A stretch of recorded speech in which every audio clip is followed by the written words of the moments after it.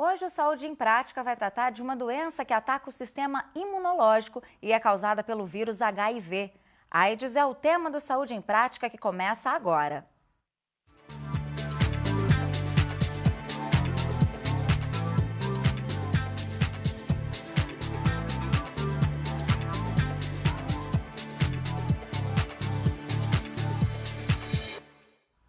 E para falar sobre o HIV e a AIDS, o nosso convidado é Alexandre Naime Barbosa, infectologista e professor da Faculdade de Medicina da Unesp de Botucatu. Doutor Alexandre, muito obrigada pela sua presença aqui no Saúde em Prática. Sou eu que agradeço o convite. Bom, então para a gente começar a entender um pouquinho mais sobre a AIDS, que é ainda um tabu, né, para muita gente, até para a gente ter uma contextualização histórica, entre os anos 60 e 70, a sociedade viveu a revolução sexual, foi descoberta a pílula anticoncepcional, né, e as pessoas viviam sexo livre. E já nos anos 80 começaram a surgir alguns casos de AIDS. Isso gerou um grande impacto, né, doutor? Realmente, os primeiros casos foram descritos a partir de junho de 1981 nos Estados Unidos e após esses primeiros casos houve uma avalanche de novas descrições e levando então à epidemia que foi declarada a partir de 1983 e 1984.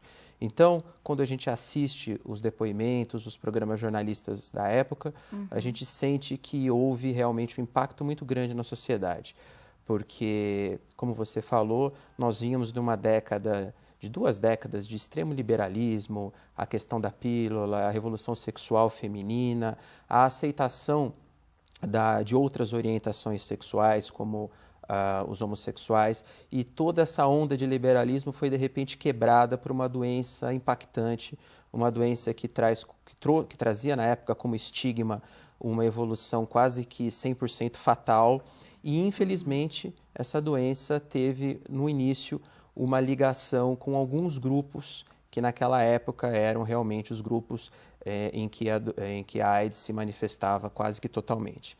Então, naquela época, na década de 80, era correto falar em grupos de risco, que eram os homossexuais, homens que fazem sexo com homens, os usuários de droga e os profissionais do sexo, além de pessoas politransfundidas e usuárias de derivados de sangue, como os hemofílicos. Então, naquela época, essas populações, que na década de 80 eram conhecidas como grupo de risco, acabaram ficando estigmatizadas. Era como se elas levassem a culpa da epidemia. Sim. E, na verdade, a gente sabe que isso não faz o menor sentido, porque ninguém pede para adquirir nenhuma doença infecciosa, ainda mais uma doença tão grave quanto a AIDS. Na verdade, com o passar do tempo, se percebeu que o risco era fazer sexo desprotegido. Sim. Durante toda a década de 90, então, nós tivemos uma mudança, uma inversão nessa questão de predomínio da doença nos homossexuais, nos usuários de droga, e se passou a ter uma heterossexualização da AIDS, ou seja, os heterossexuais passaram a ser o percentual mais dominante no número de casos novos. Durante os anos 2000, e agora no começo dessa década, que começou há 4 anos atrás, a gente verificou uma nova tendência. Não basta você ter um comportamento de risco. Às vezes, só a exposição de risco já é o suficiente para você adquirir o HIV. Qual que é um exemplo prático disso? Hoje em dia, cerca de 40% das mulheres que estão sob tratamento lá no nosso serviço na Faculdade de Medicina de Botucatu são mulheres casadas, cujo único parceiro sexual é o marido. Ou seja, quem transmitiu o HIV para elas foi o próprio parceiro. E, sem querer ser extremamente machista ou feminista, existem casos ao contrário. Existem casos que o homem pegou da mulher, uma relação conjugal, e acabou sendo contaminado pela mulher. É óbvio que o contrário, né? O homem transmitindo para a mulher é o mais frequente. Então, veja, essa mulher casada, ela é grupo de risco? Não. Não. Ela tem comportamento de risco? Também não. Exposição de risco. Então, o termo mais correto hoje em dia, falando da questão epidemiológica, é exposição de risco. Quem é que tem risco de ter HIV? Qualquer pessoa que teve uma relação sexual e não usou preservativo nessa relação sexual. Portanto, todo mundo que se encaixa nesse quesito tem que ser testado para o HIV. Agora, Alexandre, no Brasil, qual a principal forma pela qual as pessoas contraem o vírus? Há muitos infectados hoje no país? Em relação à forma de transmissão, hoje virtualmente 100% das transmissões no Brasil são derivadas de relação sexual. O risco de transfusão por sangue, de aquisição do HIV por transfusão de sangue é mínimo, é praticamente zero, porque hoje em dia os bancos de sangue trabalham com testes extremamente sensíveis e existe ainda um percentual de transmissão através do uso de droga injetável. A gente sabe que o crack ele entrou no Brasil e diminuiu muito o consumo de cocaína injetável, mas ainda existe e essas pessoas eventualmente se infectam pelo HIV dessa forma. Outra grande notícia, boa notícia, é que a transmissão vertical, ou seja, de mãe para filho, também caiu muito por conta da testagem no pré-natal. Então, toda mulher hoje em dia no Brasil, ela tem o direito de ser testada para HIV durante o pré-natal. Isso é muito importante, porque visa todo um cuidado profilático para que, caso ela tenha HIV, não transmita para a criança. É possível conseguir controlar isso? Completamente, Juliana.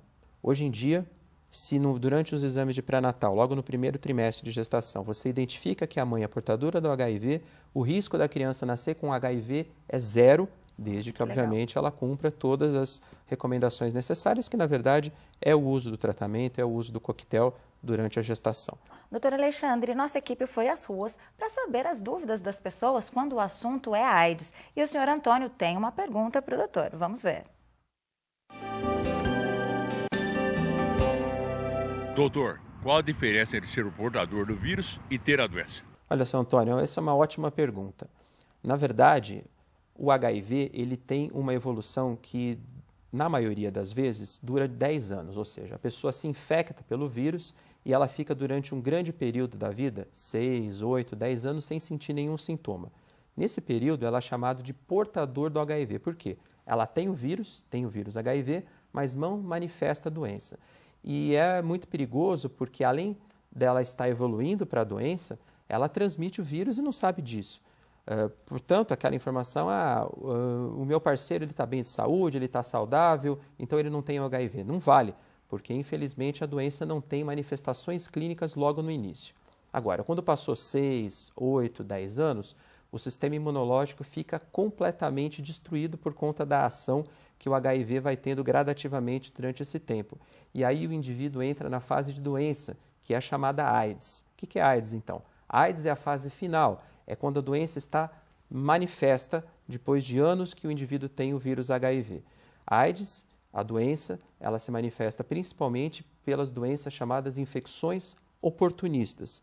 São doenças causadas por vírus, fungos, bactérias, que só acontecem em pessoas que têm imunidade muito fraca. O exemplo mais claro é que essas pessoas com AIDS têm muita facilidade de ter pneumonias por bactérias e fungos que são extremamente fáceis de combater se o indivíduo tenha o sistema de defesa normal. Legal, doutora. A gente vai para um rápido intervalo agora e no próximo bloco a gente segue falando sobre HIV e AIDS. Daqui a pouquinho.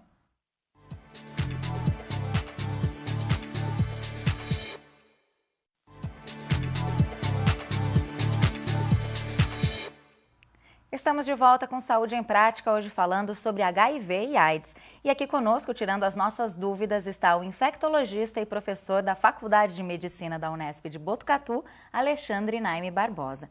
Doutor Alexandre, nesse bloco a gente vai começar a falar um pouquinho sobre tratamento. E no bloco anterior a gente encerrou falando sobre as pessoas que que já possuem o vírus HIV, mas a doença ainda não se manifestou.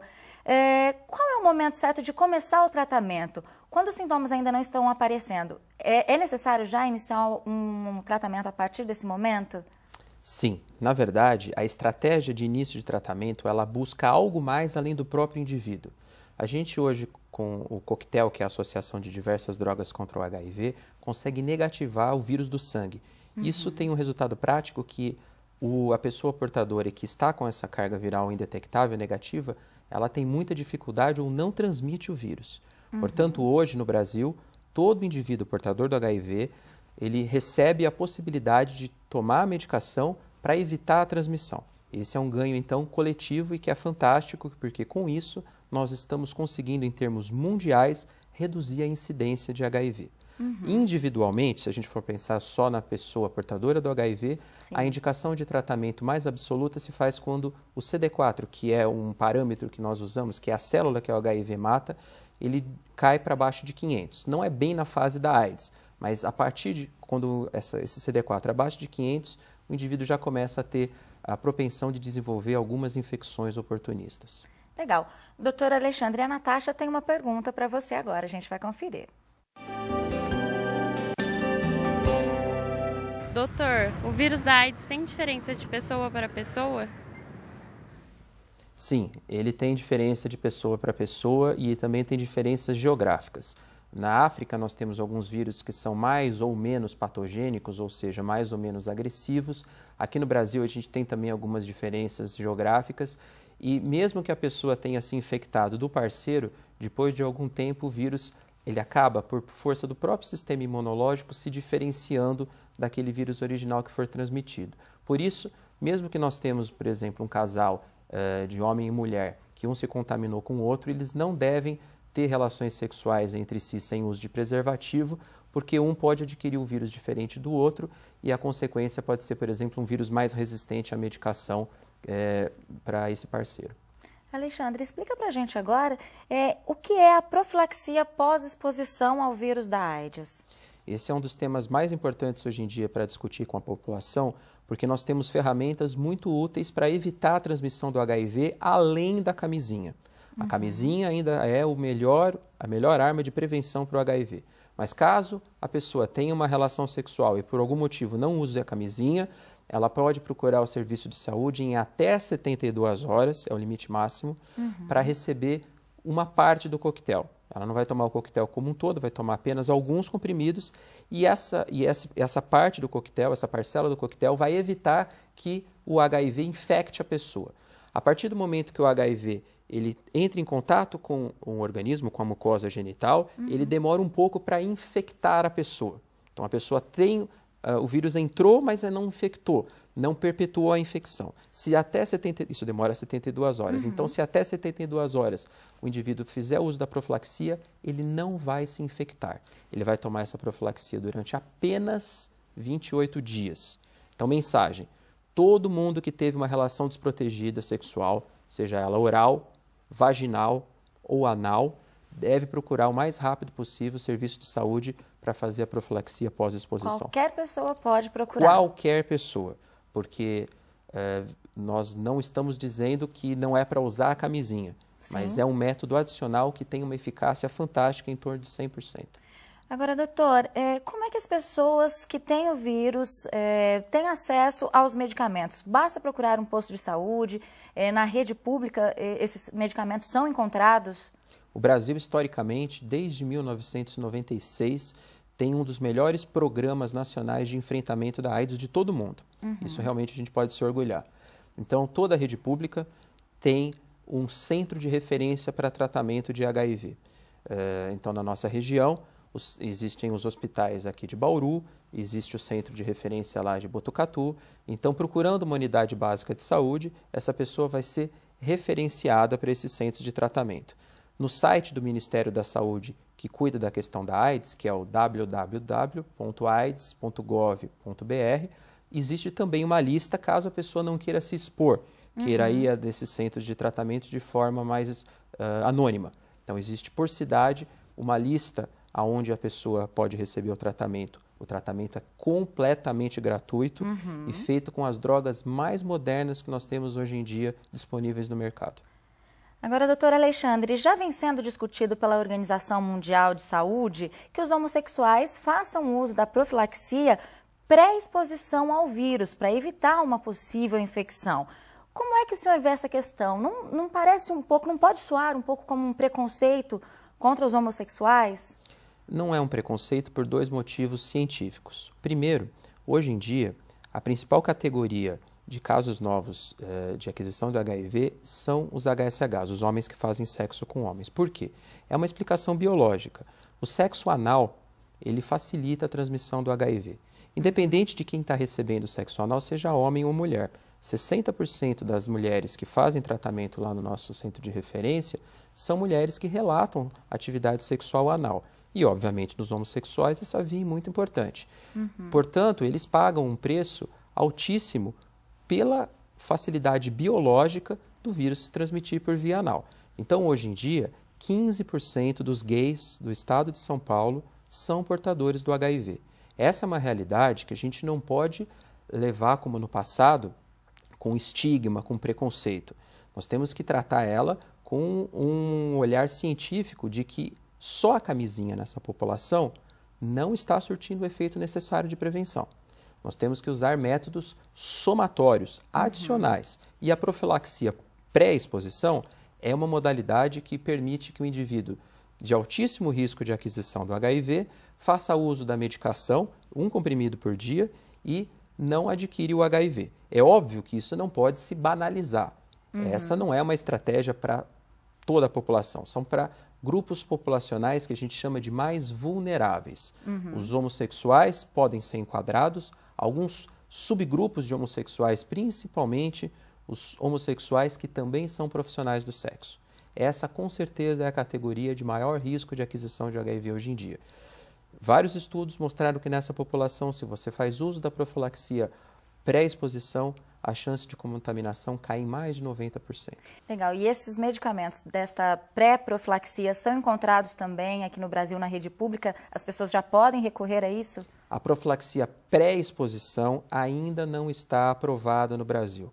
Ela está sendo avaliada em alguns estudos que estão sendo realizados em São Paulo e no Rio de Janeiro, inclusive com requisição de voluntários para participar dessa pesquisa, para ver se os dados também são repetidos na população brasileira, mas nós vislumbramos que num futuro próximo, em 6 meses, 1 ano, essa profilaxia pré-exposição esteja aprovada no Brasil. Lembrando que a profilaxia pós-exposição já está disponível, já faz pelo menos 3, 4 anos, e ela vale para todos os grupos populacionais, hétero, homo, qualquer que seja a orientação sexual.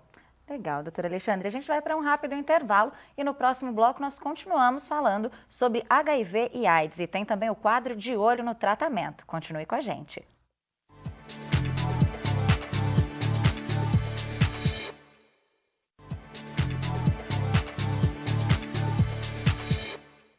Saúde em Prática está de volta e aqui conosco está o infectologista e professor da Faculdade de Medicina da Unesp de Botucatu, Alexandre Naime Barbosa, nos esclarecendo sobre o HIV e a AIDS. Mas antes de prosseguir, você confere como andam as pesquisas sobre a cura da AIDS. É hora no De Olho no Tratamento.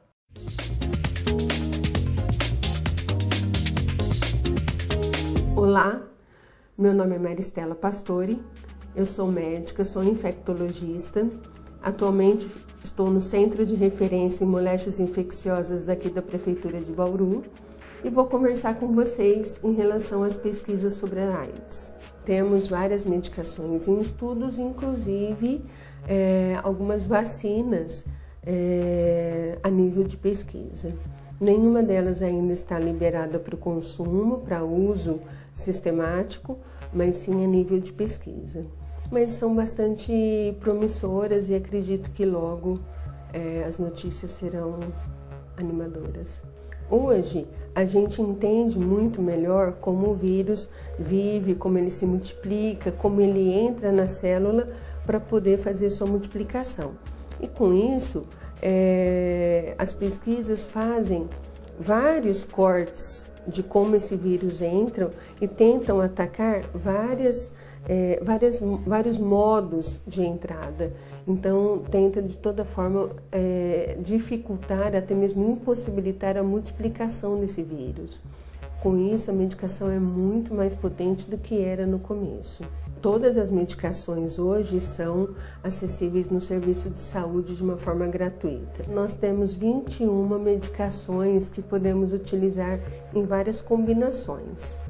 Então, a pessoa querendo fazer o tratamento e levando a sério esse tratamento, ela tem uma sobrevida muito boa, igual a uma pessoa que tem qualquer doença crônica. Ela não precisa morrer de AIDS. Ela pode morrer com o vírus, mas ela não precisa morrer de AIDS.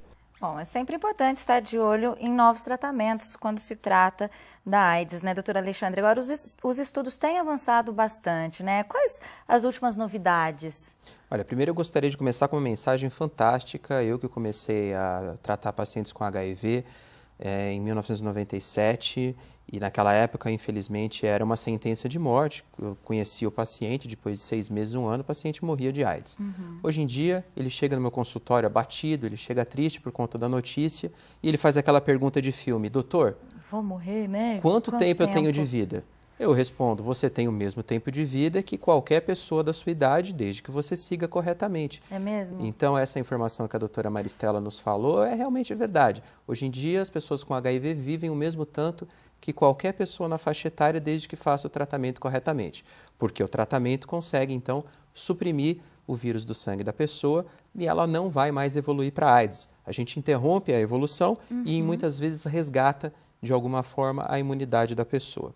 Agora, em termos de tratamento, o que a ciência procura? Drogas menos tóxicas, tão eficazes e menos tóxicas, porque ainda a gente tem ainda um problema de toxicidade, um problema de efeitos adversos a médio e longo prazo de algumas das drogas do coquetel.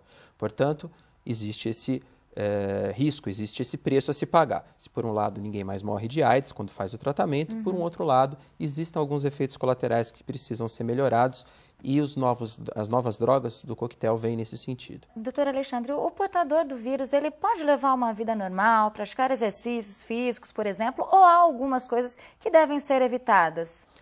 Ele pode não, ele deve levar uma vida normal. Eu insisto com os meus pacientes, brigo com eles têm que fazer atividade física, eles têm que ter uma vida normal, eles podem consumir álcool com moderação, como qualquer um de nós, e eles devem fazer sexo. Sexo é uma coisa super importante para a saúde, não só física, mas também mental. E é só usar a camisinha, fazer o uso do preservativo, que isso está resolvido. Então, hoje em dia, a pessoa vivendo com HIV, que é o jeito que a gente fala, que a gente se refere, né? É uma pessoa vivendo com HIV/AIDS. Ela tem que ter uma vida normal e ela pode fazer isso. Infelizmente, algumas pessoas, uma parcela das pessoas ainda descobre a doença já numa fase avançada. Esse é um problema real no Brasil. Cerca de 30% já descobre a doença na fase de AIDS. Portanto, como resolver isso? Testando mais precocemente. Todo mundo que teve relação sexual sem uso de preservativo tem que ter uma pergunta na cabeça: será que eu peguei HIV? E tem que se testar, porque quanto mais tarde você descobre, pior. Pior, fica mais difícil combater a doença, né? Fica, porque as medicações vão ser menos eficazes e ela pode ter alguma doença oportunista grave e morrer. Com certeza. Agora, dia 1º de dezembro foi o Dia Mundial da Luta contra a AIDS. Qual a importância dessa data, Alexandre? É importante sempre celebrar essa data no sentido de lembrar que a AIDS já foi a pior epidemia na face da Terra. E agora não é mais, porque nós temos o tratamento. Mas é importante celebrar porque a gente tem que estar sempre com todas as armas, todas as ferramentas bastante atentas, porque o vírus é um vírus inteligente, é um vírus que tem uma taxa de mutação alta, é uma doença que também, além da questão biológica, tem um componente comportamental e também social importante. Na África, onde nós temos limitação de recurso, a AIDS ainda é uma doença gravíssima, porque as pessoas não têm acesso ao tratamento, o diagnóstico é sempre tardio, e alguns fatores culturais pioram tudo isso. Então, nós não podemos baixar a guarda.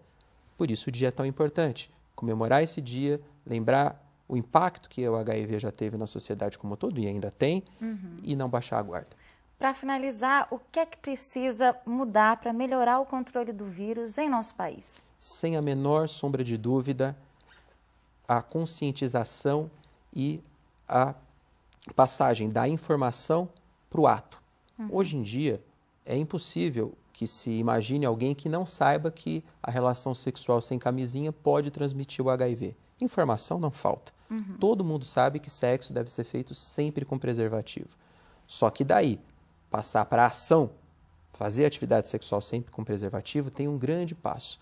Então, as pessoas precisam realmente incorporar isso no seu dia a dia. É como não beber e dirigir. Todo mundo sabe que se eu beber e dirigir, eu posso sofrer um acidente grave e morrer.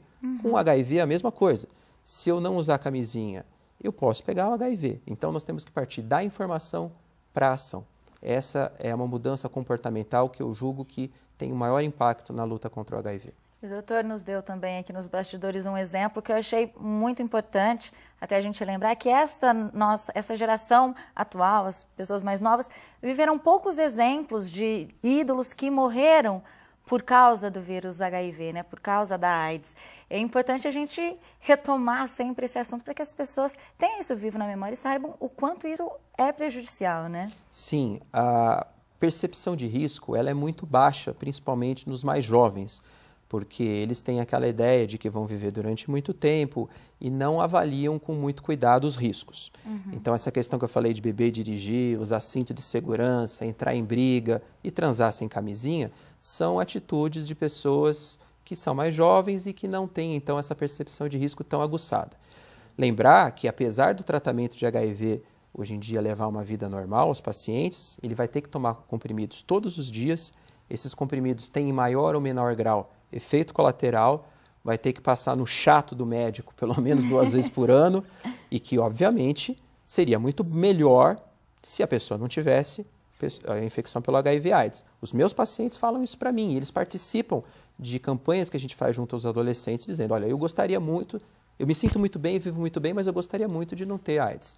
Então, essa é a mensagem. É melhor prevenir. Com certeza. Bom, acredito que com esse programa de hoje a gente consiga, através da informação, é claro que eu acho que é a melhor ferramenta para se combater o preconceito, ter conseguido solucionar um pouquinho das dúvidas que o pessoal aí de casa tem ainda sobre esse assunto que é tão importante, a AIDS. Doutor Alexandre, muito obrigada pela sua participação aqui, por ter trazido tantas informações importantes aqui para a gente hoje. O prazer foi meu, eu fico sempre à disposição. Obrigada. Bom, se você de casa quer rever este programa, basta acessar o nosso site, que é o www.tv.nesp.br/Saúde em Prática. Lá você encontra todos os programas já exibidos. E a gente se encontra, é claro, na semana que vem. Então, até o próximo programa. Tchau, tchau.